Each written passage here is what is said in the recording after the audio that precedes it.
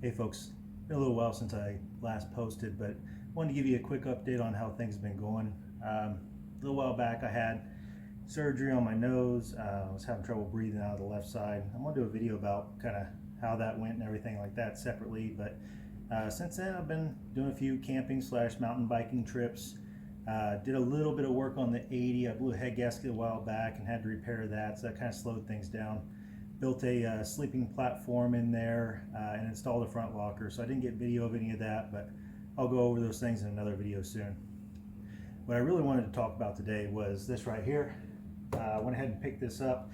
I want something I could go out and scout some trails with, go on some of the single tracks off some of the Forest Service roads, and just have something else to kind of work on, something a little different, something I can do some maybe different content with. And you know, with fuel prices the way they are, this is something I can jump on, do a quick trip without you know, breaking the bank so much. A little less effort, a little less planning go into it, just kind of hop on it and go. So this is a 2009 F650GS. The name is a little misleading because it's actually an 800cc engine. So it's the same engine that's on the F800 and I believe the F700s and 750s. From later on, but basically they made this as a replacement to the old F650, which was a single cylinder 650. They brought that back as a G650GS, and then they made this one here and wanted to keep the 650 naming convention so that people that were familiar with that old 650 would know that this was the bike for them. They kind of classified it as a beginner's bike. When I got on it and rode it, I realized it was a lot heavier than I expected. So yeah, it's probably for a beginner if you're going to keep it on the road, but I think it's about the high end of what I would want to take off-road. So I've ran around here through the woods, and it took me a little bit to get used to how top heavy it was. It's definitely not a dirt bike. I was kind of expecting it to feel like a heavy dirt bike, but it's definitely not that. I've got full luggage for it. The luggage is over there. It's quick release, so that's nice. That's also expandable. It'll add about 2 inches to every box when you pull this little lever on the inside, so that's great. So I wanted something with the luggage because just looking at the prices, that was probably going to be another $1,000 or, you know, at least $1,000 for a good set of luggage. This was already set up with it. I was looking at the G650 Dakar, which, you know, those are a little older now. I was looking at the Sir Tao, and those are, they set a little bit higher. It's got a bigger set of wheels on it. This is a 19 and 17, and I believe the Dakars and Sir Taos are 21 in the front and 18 in the rear, and they have longer travel suspension. That's what I was originally looking at, but when I got on this, you know, I'm still kind of on the balls of my feet whenever I'm trying to stand flat-footed. If I got something a little bit higher, I think it would be less manageable for me. I'm 5'9", and yeah, I don't think I would want a taller bike than this. The reason I went with a BMW is because I was originally looking at the KLRs. A co-worker of mine a couple years back, when I first kind of started tossing around the idea of getting a bike like this, had a KLR and I rode it. I found it to be a little underpowered, slow to rev, and a little top heavy. And you know, I know that there's a lot of good sides to the KLRs. They're super simple, they're like old tractors. That's typically the type of thing that I love, but after riding it, I felt like the bike just didn't really fit me that well. So here I am with this. This is a twin cylinder, parallel twin. I really wanted to go with the single just for simplicity, but you know, in my research I saw a lot of complaints about being really high RPM on the highway, and once you got into 5th gear, it felt like you needed another gear. This one has about 20 horsepower more than the single cylinders, plus it has a 6-speed transmission. Right now the things I'm kind of fighting are getting it registered. I bought it in North Carolina, which is a state where you have to have the title notarized. While I was there talking to the seller, we looked up, and determined that Georgia did not require notarization. So it being the weekend and it being, you know, over a 3-hour drive for me, and I still had to get 3 hours back home, we just signed the paperwork as required by the state of Georgia, and I went on my merry way.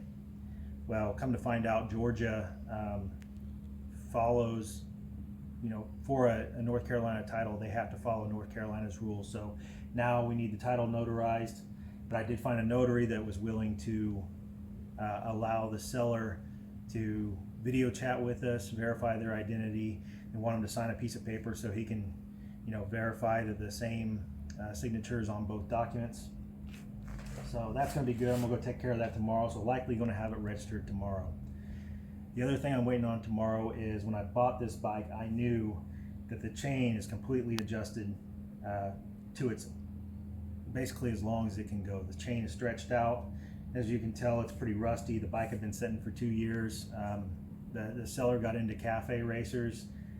His whole family had these. His dad had an F800. His mom had a F650 like this, lowered with a lower seat, lower suspension, but still the same setup.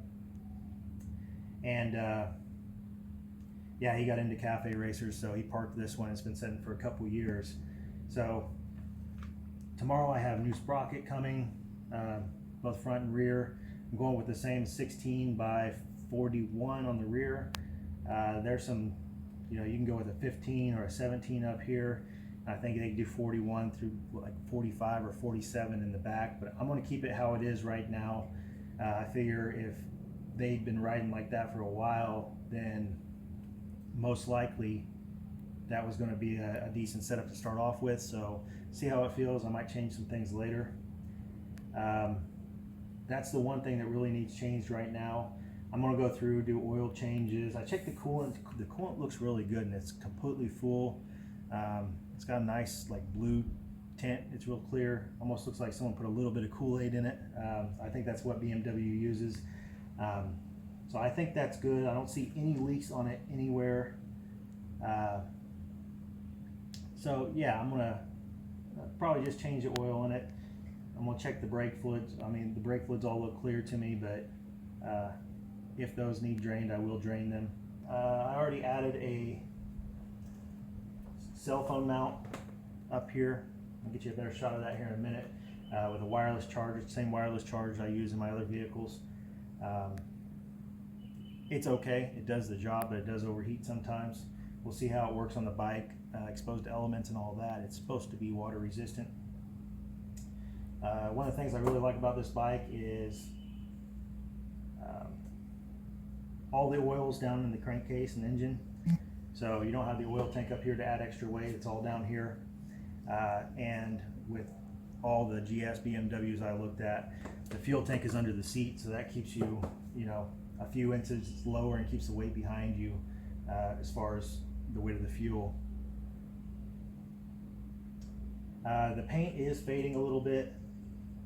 It looks kind of grainy, kind of has a grainy feel to it. I took some rubbing compound and I waxed an area, and it got a nice shine to it, but then it started to show some of the little gouges and stuff that's in the paint. It is just painted plastic, so actually been tossing around the idea with my wife the last couple of days.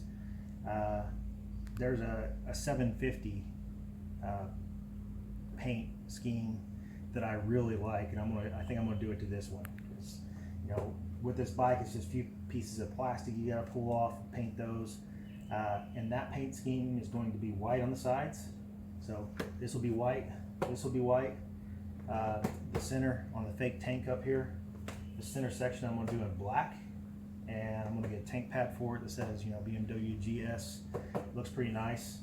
Kind of a thing with these F650, since they are an 800cc engine. There's decals you can buy on eBay that say F798GS. So I'm gonna put those on there. It'll say F798 up here on the beak. It'll say GS here in the knee area, and then back here it'll say 798GS. I already took the 650 GS stickers off. They were cracked and kind of peeling anyway.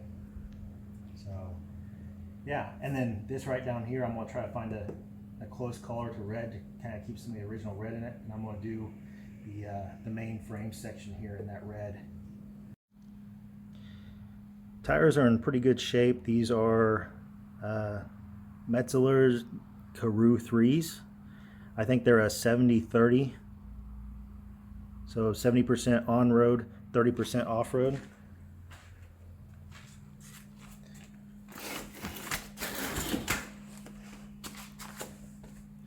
You know, both tires are in really good shape.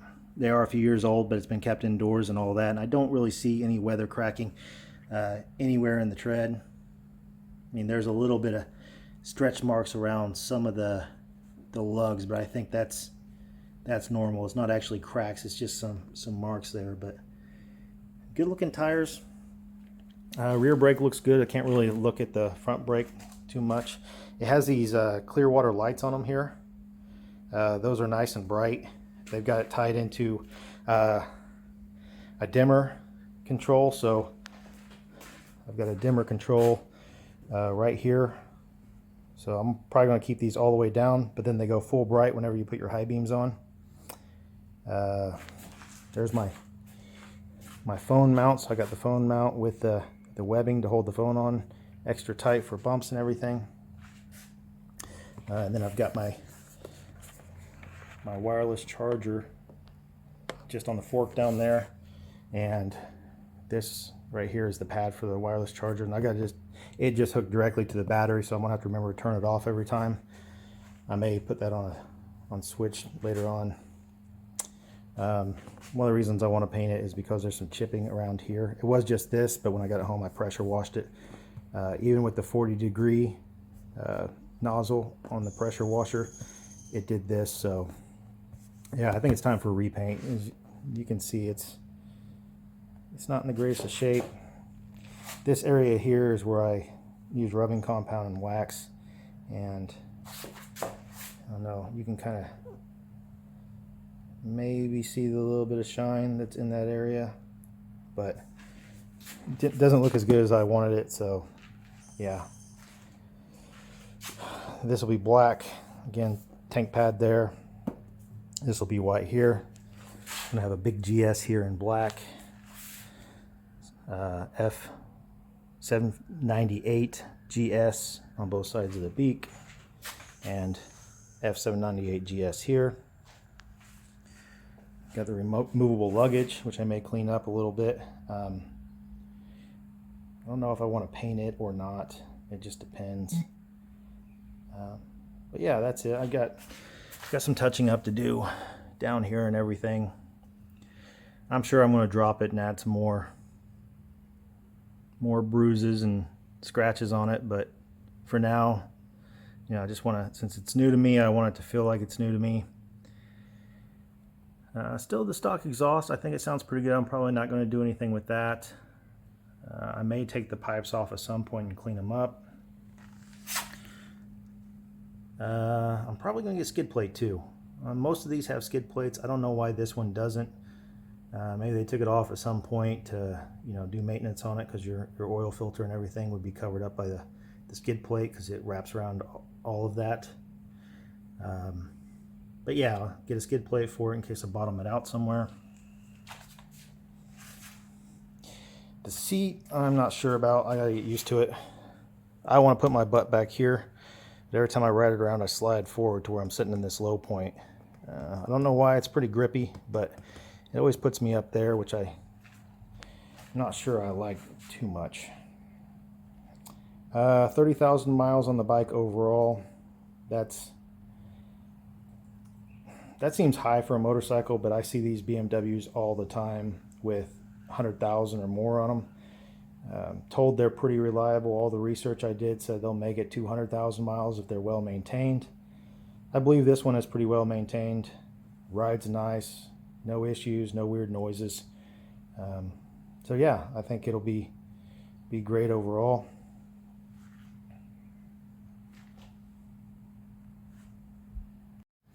I put one of the side boxes on too, so you can kind of see what the luggage looks like.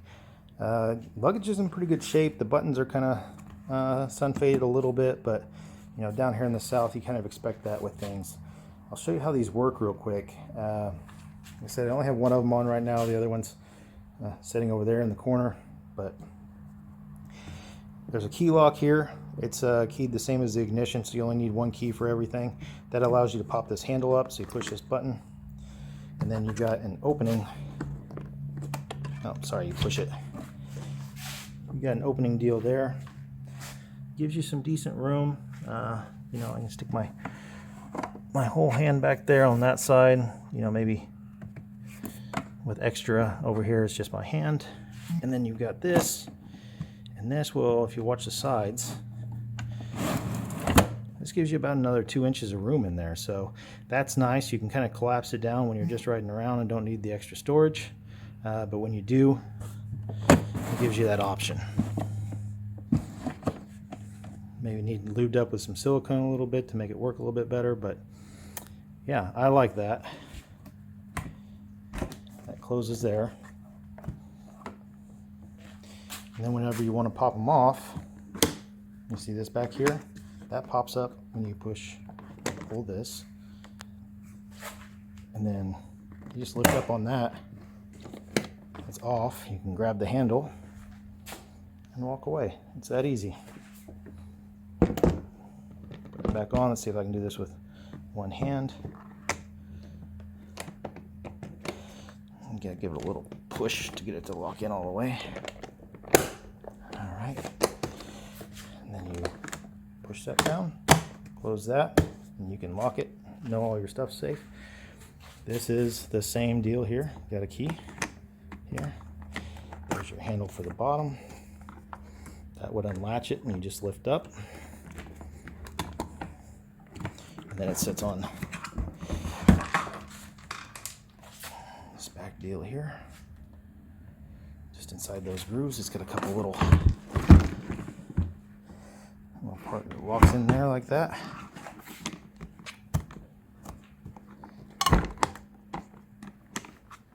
Push that back down. And then open it up. Same thing, push in. Gives you a place to keep all your documentation and such. These have come off. I'm not sure if I can fix those, but same thing here. You can get your extra couple of inches.